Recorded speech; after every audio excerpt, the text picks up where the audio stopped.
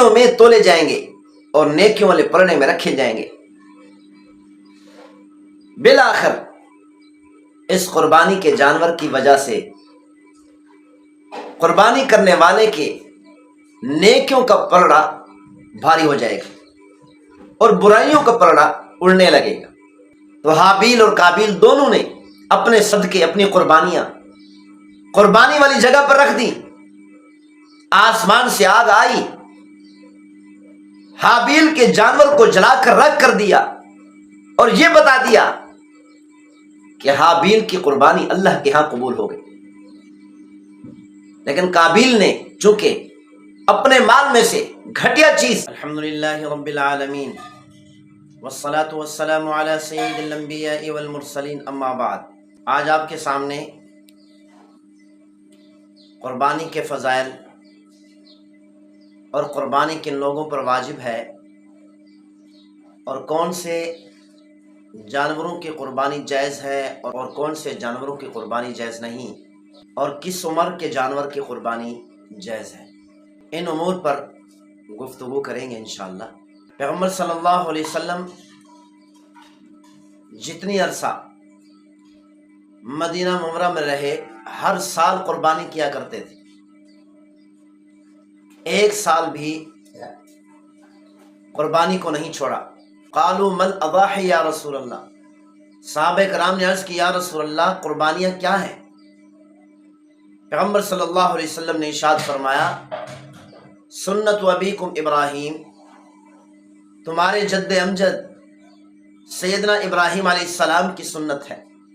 صحابہ کرام نے عرض کی یا رسول اللہ اس پر ہمیں کیا ملے گا؟ پیغمبر صلی اللہ علیہ وسلم نے ارشاد فرمایا ہر بال کے بدلے میں اللہ تعالیٰ ایک نیکی عطا فرمائے، اور ایک نیکی اس امت کے لیے 10 نیکیوں کے برابر ہے، 10 امثالیہ۔ تو گویا کہ جانور کے ایک ایک بال پر 10 نیکی اللہ تعالیٰ عطا فرماتے۔ صحابہ کرام نے عرض کی یا رسول اللہ اون کے بارے میں کیا حکم ہے؟ بھیڑ کی اون ہے، اونٹ کی اون ہے، دمبے کی اون ہے۔ پیغمبر صلی اللہ علیہ وسلم نے ارشاد فرمایا اون کے ہر بال کے بدلے میں اللہ تعالیٰ ایک نیکی عطا فرمائے، اور اس امت کے لیے ایک نیکی 10 نیکیوں کے برابر ہے۔ تو گویا کہ اون کے ہر بال کے بدلے میں اللہ تعالیٰ 10 نیکیاں عطا فرماتے۔ پیغمبر صلی اللہ علیہ وسلم نے ارشاد فرمایا جب مسلمان قربانی کا جانور ذبح کرتا ہے، خون کا قطرہ ابھی تک زمین پر نہیں گرتا، خون کا قطرہ زمین پر گرنے سے پہلے اللہ تعالیٰ اس قربانی کو اپنے ہاں قبول فرما لیتے ہیں۔ اللہ تعالیٰ اس قربانی کرنے والے کے تمام پچھلے گناہوں کو معاف فرما دیتے ہیں، یہ بخشا بخشایا ہو گیا۔ اور پیغمبر صلی اللہ علیہ وسلم کا ارشاد گرامی ہے کل قیامت والے دن اس قربانی کرنے والے کے نیک اعمال میں قربانی کے جانور کے ہڈیاں اور اس کے کھر، یہاں تک فرمایا اور اس کے سینگ بھی نیکیوں میں تولے جائیں گے اور نیکیوں والے پلڑے میں رکھے جائیں گے۔ بالآخر اس قربانی کے جانور کی وجہ سے قربانی کرنے والے کے نیکیوں کا پلڑا بھاری ہو جائے گا اور برائیوں کا پلڑا اڑنے لگے گا۔ اور پیغمبر صلی اللہ علیہ وسلم نے ارشاد فرمایا ہر مسلمان کو چاہیے کہ خوشی خوشی ہر سال قربانی کیا کرے۔ اللہ تعالیٰ نے جن کو وسعت عطا فرمائی ہے، فرصت عطا کی ہے، ان کو چاہیے کہ ہر سال قربانی کرے۔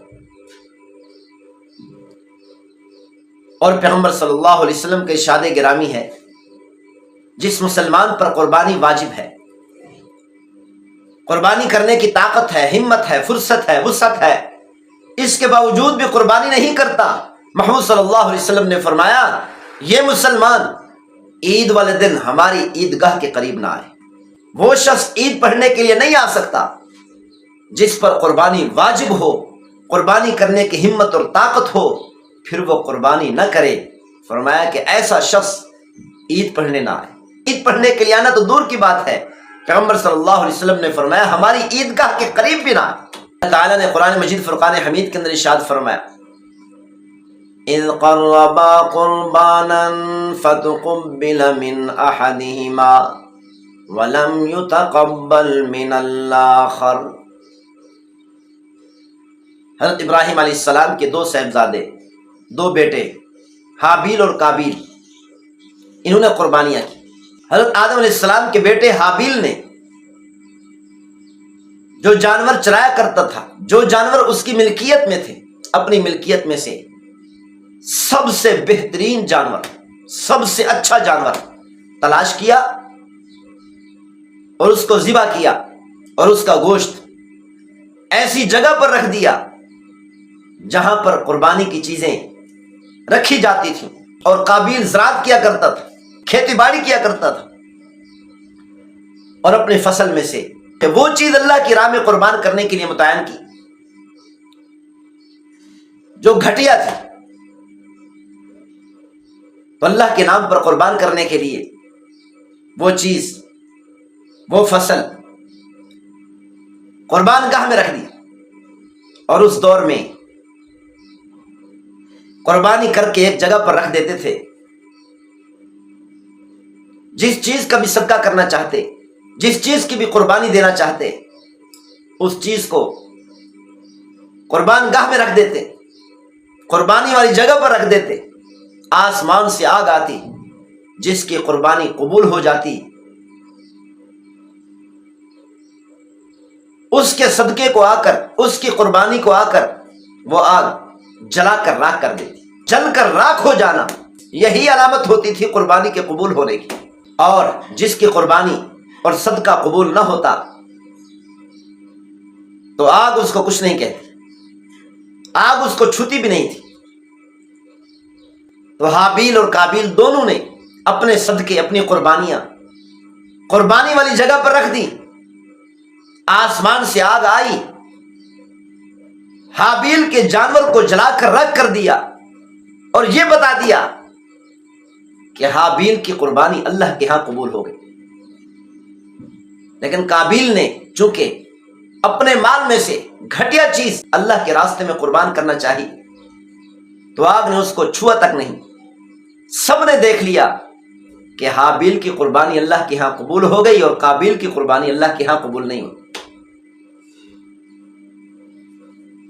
تو یہ بتا دیا کہ جب بھی مسلمان اللہ کے راستے میں صدقہ کرنا چاہے، اللہ کے راستے میں کوئی جانور قربان کرنا چاہے، خستہ حالت والا گھٹیا جانور تلاش نہ کریں، کوشش کرے جتنی اللہ نے طاقت دی ہو، ہمت دی ہو، فرصت دی ہو، اسی کے مطابق اچھے سے اچھا جانور اللہ کے راستے میں قربان کریں، اچھی سے اچھی چیز اللہ کے راستے میں صدقہ کریں۔ جب کوئی چیز کسی کو بطور صدقہ کے دے رہے ہوں، کسی مسلمان کو دے رہے ہوں، کوشش کرے اس کو اچھی چیز دے، گھٹیا چیز نہ دے۔ آج کل کیا کیا جاتا ہے، دیکھا جاتا ہے کہ میرے سامنے جو چیزیں پڑی ہیں ان میں سے سب سے گھٹیا کم قیمت والی کون سی ہے، تاکہ کسی دوسرے مسلمان کو یا کسی دوسرے انسان کو دے دو۔ ایسا کرنا مناسب نہیں۔ پیغمبر صلی اللہ علیہ وسلم جب جانور قربان کرتے تو جانور کی گردن پر اپنا پاؤں مبارک رکھ دیتے، پھر جانور کو ذبح کرتے۔ پیغمبر صلی اللہ علیہ وسلم اپنی قربانی کے جانور کو خود ہی ذبح کیا کرتے تھے، اپنے دست مبارک سے ذبح کیا کرتے تھے۔ اسی لیے فرمایا جس مسلمان کی قربانی ہو کوشش کرے وہ خود جانور کو قربان کرے، اگر اس کو طریقہ آتا ہو تو وہ خود قربان کرے، لیکن صحیح طریقے سے ذبح کرنا آنا بھی ضروری، ایسا نہ ہو کہ جانور کو تکلیف ہو۔ جانور کو ذبح کرنے سے پہلے اپنی چھری کو تیز دھار کر لیں، تیز کر لیں اور اچھے طریقے سے دیکھ لیں کہ جانور کو جب ذبح کیا جائے جلدی سے اس کی گردن کٹ جائے، تاخیر نہ ہو، زیادہ دیر چھری چلانے کی ضرورت نہ پڑے، تاکہ ذبح کرتے ہوئے جانور کو زیادہ تکلیف نہ ہو۔ قربانی جیسے فضیلت والے دن کے اندر ایسا مکروہ کام نہ کیا جائے، اور قربانی کے جانور کو ذبح کرتے ہوئے مکروہ کام کرنا کتنی بری بات ہے۔ اسی لیے جو لوگ قربانیاں کرتے ہیں وہ خود خیال رکھیں اس بات کا، وہ خود توجہ دیں اس بات پر، خود نگرانی کریں، ساتھ کھڑے ہوں۔ قصاب حضرات چھری پھیر لیں گردن پر تو اس وقت ان کو پیچھے ہٹا لیا جائے۔ چھری کی نوک سے جو دو ہڈیوں کو الگ کر کے درمیان میں پٹھے کو نکال کر کاٹنا چاہتے ہیں، آج کل قصاب حضرات جانور کو ذبح کرتے ہیں، کیا کرتے ہیں؟ جانور کی گردن میں 4 رگیں ہوتی ہیں، ان 4 رگوں کو کاٹنا ضروری ہے۔ ایک کھانے کی نالی اور ایک سانس کی نالی اور 2 شاہ رگیں، ایک اس طرف ہوتی ہے دائیں طرف اور ایک بائیں طرف ہوتی ہے۔ ان 4 رگوں کو کاٹنا ضروری ہوتا ہے، جبکہ آج کل قصاب حضرات یا تو جان بوجھ کر ان کو معلوم ہوتا ہے، انہوں نے 5ویں رگ بھی بنا رکھی ہے، اپنی طرف سے گھڑ رکھی ہے، اور یہ قصاب اس پٹھے کو رگ کہتے ہیں اور کہتے ہیں جب تک اس پٹھے کو کاٹا نہیں جائے گا اس وقت تک یہ جانور حلال بھی نہیں ہوگا۔ بعض قصاب تو یہاں تک کہتے ہیں حالانکہ اس پٹھے کو کاٹنا مکروہ ہے، احادیث مبارکہ میں آیا، فقہ کی کتابوں میں لکھا گیا، شد و مد سے بتایا گیا کہ اس پٹھے کو کاٹنا مکروہ ہے، اس پٹھے کو نہ کاٹا جائے۔ جانور کی گردن میں ایک ہڈی ہوتی ہے جو اس طریقے سے ہوتی ہے، ان 2 ہڈیوں کے درمیان چھری مارتے ہیں، جب جانور کو قصاب ذبح کرتے ہیں ان 2 ہڈیوں کے درمیان چھری مارتے ہیں اور ان 2 ہڈیوں کو الگ کرتے ہیں۔ جب یہ 2 ہڈیاں الگ ہوتی ہیں تو نیچے درمیان میں ایک پٹھا زہر ہوتا ہے سفید قسم کا، اگر اس پٹھے کو کاٹا جائے تو جانور کو بہت زیادہ تکلیف ہوتی ہے۔ جب قصاب اس پٹھے کو کاٹتے ہیں حالانکہ جانور ذبح ہو چکا ہوتا ہے، کافی حد تک خون نکل چکا ہوتا ہے، اس کے باوجود بھی وہ جانور اکٹھا ہو جاتا ہے، اتنی تکلیف ہوتی، اتنی شدید تکلیف ہوتی۔ اسی لیے پیغمبر صلی اللہ علیہ وسلم نے منع فرمایا اس پٹھے کو کاٹنے سے، اس پٹھے کو کاٹنے سے جانور کو تکلیف بہت زیادہ ہوتی ہے۔ جانور کو تکلیف نہ دے ذبح کرتے وقت۔ تکلیفیں 2 قسم کی ہوتی، ایک تکلیف یہ ہے کہ جانور زیادہ دیر تک تڑپتا رہے، اس کو بھی کہا جاتا ہے کہ یہ تکلیف زیادہ ہے، اور دوسرا یہ ہے کہ اس پٹھے کو کاٹنے سے جو تکلیف زیادہ ہوتی ہے، شریعت نے، پیغمبر صلی اللہ علیہ وسلم نے فرمایا جانور زیادہ دیر تڑپتا رہے کوئی حرج کی بات نہیں، اس میں اتنی زیادہ تکلیف نہیں ہے جتنی زیادہ تکلیف اس پٹھے کو کاٹنے میں۔ اسی لیے ان 2 تکلیفوں میں سے جو تکلیف زیادہ ہے وہ تکلیف نہ دی جائے، تو ان 2 تکلیفوں میں سے زیادہ تکلیف اس پٹھے کو کاٹنے میں، اسی لیے شریعت نے سختی سے منع کیا اور کہا کہ اس پٹھے کو کاٹنا مکروہ ہے۔ قصاب حضرات کہتے ہیں اگر ہم اس پٹھے کو نہ کاٹیں تو جانور زیادہ دیر تک تڑپتا رہتا ہے، اس کی روح جلدی نہیں نکلتی، اسی لیے تکلیف زیادہ ہوتی ہے۔ یہی وجہ ہے کہ ہم اس پٹھے کو کاٹ دیتے ہیں تاکہ جانور زیادہ دیر تڑپتا نہ رہے، لیکن شریعت نے کہا نہیں، ایک ہے جانور کا زیادہ دیر تڑپنا اور دوسرا ہے اس پٹھے کو کاٹ کر جانور کو زیادہ تکلیف دینا۔ پٹھے کو کاٹنا اس میں زیادہ تکلیف ہے جانور کو، اسی لیے پٹھے کو نہ کاٹا جائے۔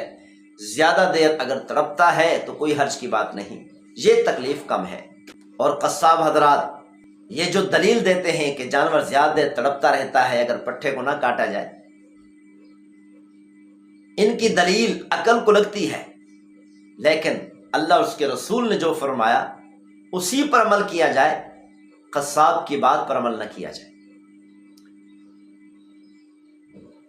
قصاب حضرات اس پٹھے کو کیوں کاٹتے ہیں؟ اس کی وجہ کیا ہے؟ قربانی والے دن میں انہوں نے بہت زیادہ جانور قربان کرنے ہوتے ہیں اور بہت زیادہ اجرت جمع کرنی ہوتی ہے، اکٹھے کرنی ہوتی ہے، پیسہ زیادہ جمع کرنا ہوتا ہے، اسی لیے اس پٹھے کو کاٹ دیتے ہیں تاکہ جانور جلدی ٹھنڈا ہو جائے اور جلدی سے اس کی کھال اتار کر اس کے ٹکڑے کر کے اس کی بوٹیاں کر کے رکھ دی جائیں اور دوسرے جانور کو پکڑ کر ذبح کیا جائے، قربان کیا جائے۔ تو اسی لیے یہ قصاب حضرات اس پٹھے کو کاٹتے۔ لیکن خدا را قربانی جیسے فضیلت والے دن کے اندر ایسا مکروہ کام نہ کیا جائے، اور قربانی کے جانور کو ذبح کرتے ہوئے مکروہ کام کرنا کتنی بری بات ہے۔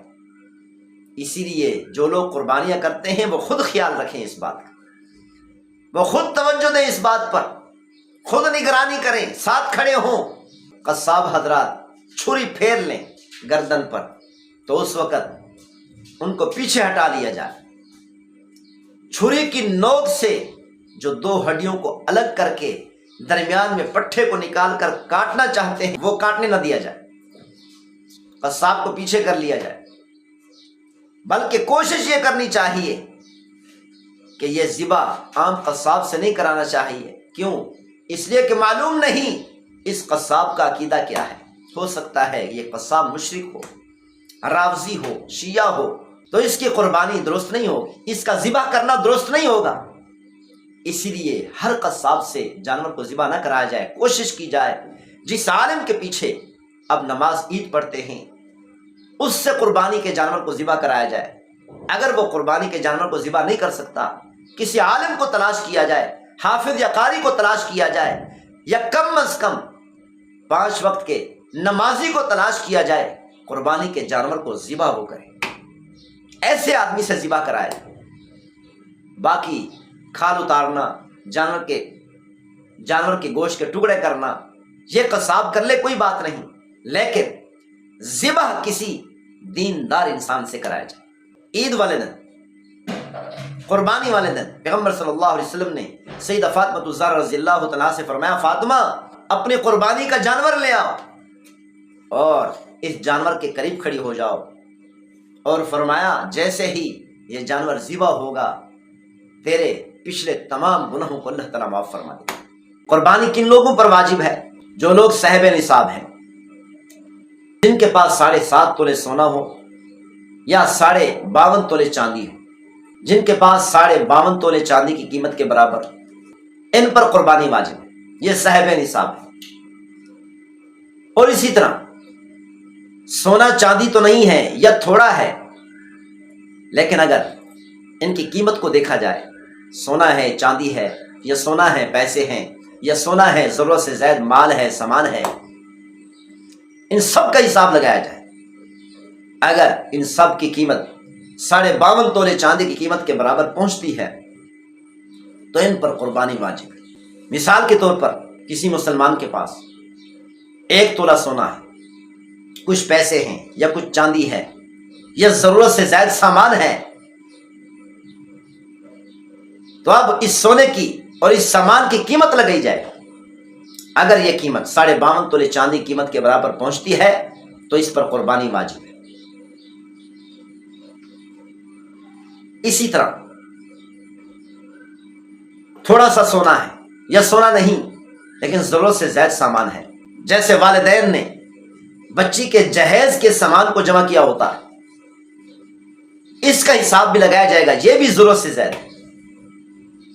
اسی طرح گھر کے اندر کپڑے ضرورت سے زائد ہے جو استعمال نہیں ہوتے، ایسے برتن ہیں جو خوبصورتی کے لیے رکھے ہوتے ہیں الماریوں کے اندر، جو استعمال میں نہیں آتے، اور اسی طرح چارپائیاں ہیں، اور اسی طرح گھر کے اندر ٹیلی ویژن ہے، LCD ہے، 2-2 لاکھ کی، 3-3 لاکھ کی، 1.5 لاکھ کی، یہ بھی ضرورت سے زائد سمجھی جائیں گی، یہ ضرورت کے سامان میں داخل نہیں۔ ان کی کیا ضرورت ہے؟ گانے بجانے سننا ضرورت ہے، فلمیں دیکھنا ضرورت ہے، ان کا حساب بھی اس قیمت کے اندر لگایا جائے گا۔ اگر ان ساری چیزیں ملا کر، اور اسی طرح تجارت کا سامان ہے، دکان ہے، پرچون کی دکان ہے، برتنوں کی دکان ہے، کسی قسم کی بھی تجارت کرتے ہیں، اور اسی طرح جانوروں کی تجارت کرتے ہیں، جانور پالتے ہیں پھر ان کو بیچ دیتے ہیں، ان سب کی قیمت لگائی جائے۔ اگر ان سب کی قیمت 52.5 تولے چاندی کی قیمت کے برابر پہنچ جائے تو ان پر قربانی واجب ہے۔ ایک صاحب نے کہا ایک بیوہ عورت ہے، اس کے پاس 2 تولے سونا ہے، کچھ چاندی ہے، لیکن اس کے پاس پیسے نہیں کہ اپنے اوپر خرچ کر سکے، کھانے پینے کے لیے بھی، گھر کے اخراجات کے لیے بھی اس کے پاس رقم نہیں ہے، کہ کیا اس پر قربانی واجب ہے؟ تو شرعی مسئلہ یہ ہے کہ ہاں، اس پر بھی قربانی واجب ہے۔ اللہ تعالیٰ نے یہ سونا دیا ہے، یہ مال دیا ہے، اس کو چاہیے کہ اس کو بیچے، اور اس کو بیچ کر اپنے گھر میں خرچ کرے، اپنے اوپر خرچ کرے، اور اسی سے قربانی ادا کرے۔ اللہ تعالیٰ نے یہ جو مال دیا ہے جمع کر کے رکھنے کے لیے نہیں دیا، خرچ کرنے کے لیے دیا ہے۔ ہاں، مال ضرورت سے زائد ہے، گھر کے اخراجات سے زیادہ ہے، پھر آپ رکھ سکتے ہیں، لیکن اس میں بھی زیادہ فضیلت یہی ہے کہ غریبوں پر خرچ کیا، گھر میں جمع کر کے، بینک کے اندر جمع کر کے رکھا نہ جائے۔ اگر کسی مسلمان پر قربانی واجب ہے، اس نے جانور پہلے ایک متعین کر لیا کہ میں نے اس جانور کی قربانی کرنی ہے، یا قربانی کرنے کی نیت سے کوئی جانور خریدا، پھر اس کے بعد اس کو تبدیل کرنا چاہتا ہے کہ کیا اس صاحب نصاب کے لیے جانور کو تبدیل کرنا جائز ہے یا نہیں۔ شریعت کا حکم یہ ہے کہ ہاں، اس کے لیے جانور کو تبدیل کرنا جائز ہے۔ زیادہ افضل یہی ہے کہ جو پہلا جانور ہے اس جیسا جانور خریدے، یا اس سے اچھا جانور خریدے، اس سے زیادہ قیمت والا جانور خریدے۔ اگر پہلے جو جانور خریدا تھا، یا پہلا جانور جو متعین کیا تھا، اس کی قیمت ہے 1 لاکھ روپے، اور اب تبدیل کرنا چاہتا ہے، دوسرا جانور جو متعین کرنا چاہتا ہے اس کی قیمت ہے 80,000 روپے، تو 80,000 والا جانور، 80,000 روپے والا جانور متعین تو کر سکتا ہے، لیکن یہ جو اوپر 20,000 بچتے ہیں، اس کا صدقہ کرنا ضروری، اپنے پاس نہیں رکھ سکتا، اپنے اوپر خرچ نہیں کر سکتا، اس کا صدقہ کر، کسی مدرسے میں دے۔ اور اگر ایسا مسلمان ہے کہ اس پر قربانی واجب نہیں، اس نے پہلے جانور کو متعین کر لیا، یا قربانی کی نیت سے جانور خریدا ہے، اب وہ تبدیل کرنا چاہتا ہے، کیا اس کے لیے تبدیلی جائز ہے یا نہیں؟ ایسا مسلمان جس پر قربانی واجب نہیں، لیکن پہلے جانور اس نے متعین کر لیا، یا قربانی کی نیت سے جانور خرید لیا، اب اس کو تبدیل کرنا چاہتا ہے، اس کے لیے تبدیلی جائز نہیں، وہ تبدیل نہیں کر سکتا۔ کیوں؟ اس لیے کہ اس پر قربانی واجب نہیں تھی۔ جیسے ہی اس نے جانور کو متعین کر کے یا قربانی کی نیت سے جانور کو خریدا، تو اس خریدنے سے، متعین کرنے سے قربانی اس پر لازم ہو گئی، نظر کی طرح ہو گئی، منت کی طرح ہو گئی۔ جیسے منت کو، نظر کو پورا کرنا ضروری ہوتا ہے، اسی طرح اس قربانی کے جانور کو ذبح کرنا بھی اب اس پر ضروری ہو گیا، اور وہ بھی اسی جانور کو، جس جانور کو اس نے متعین کیا، یا قربانی کی نیت سے جس جانور کو اس نے خریدا۔ اب یہ تبدیل نہیں کر سکتا، چاہے دوسرا جانور اس سے افضل ہی کیوں نہ ہو، اس سے اچھا ہی کیوں نہ ہو، کیونکہ جس جانور کو قربان کرنے کی نظر مانی جاتی ہے، اسی جانور کو، بعین ہی اسی جانور کو قربان کرنا ضروری ہوتا ہے۔ اور اسی طرح فرمایا، ایسا جانور ہے کہ اس کے سینگ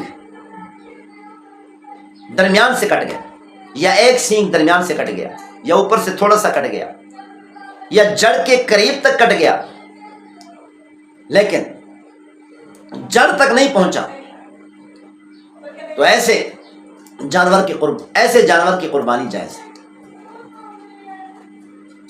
ہاں، اگر یہ سینگ جڑ سے اکھڑ گیا اور یہ تکلیف یہ سینگ کے اکھڑنے کی تکلیف دماغ تک پہنچ گئی تو اب ایسے جانور کی قربانی کرنا جائز نہیں۔ جانور کی عمر کیا ہونی چاہیے؟ بکری اور بھیڑ میں 1 سال کا ہونا ضروری ہے۔ ہاں، بھیڑ یا دمبا ان کی عمر 6 ماہ ہے، لیکن موٹے تازے اتنے ہیں 1 سال کے برابر لگتے ہیں تو ان کی قربانی بھی جائز ہے۔ لیکن اگر بکری 6 ماہ کی ہے اور موٹی تازی اتنی ہے کہ 1 سال کی لگتی ہے تو اس کی قربانی جائز نہیں۔ بکری کا 1 سال کا ہونا ضروری ہے، اور بڑا جانور گائے بھینس ہے ان جانوروں کا 2 سال کا ہونا ضروری ہے۔ عام طور پر قصاب کہتے ہیں دندہ ہونا ضروری ہے۔ دیکھیں بھائی، دندہ ہونا ضروری نہیں، 2 سال کا ہونا ضروری ہے۔ بکری یا دمبا کا 1 سال کا ہونا ضروری ہے، دندہ ہونا ضروری نہیں۔ ہاں، 1 سال کا ہے دندہ ہے تو بہتر ہے، اور بڑا جانور 2 سال کا ہے دندہ ہے بہتر ہے۔ اگر 2 سال کا ہے لیکن دندہ نہیں ہوا تو ایسے جانور کی قربانی کرنا بھی جائز ہے۔ اور اونٹ کا 5 سال کا ہونا ضروری ہے۔ اونٹ اگر 5 سال کا ہے تو اس کی قربانی جائز ہے۔ 5 سال کی عمر سے کم عمر والے اونٹ کی قربانی جائز نہیں۔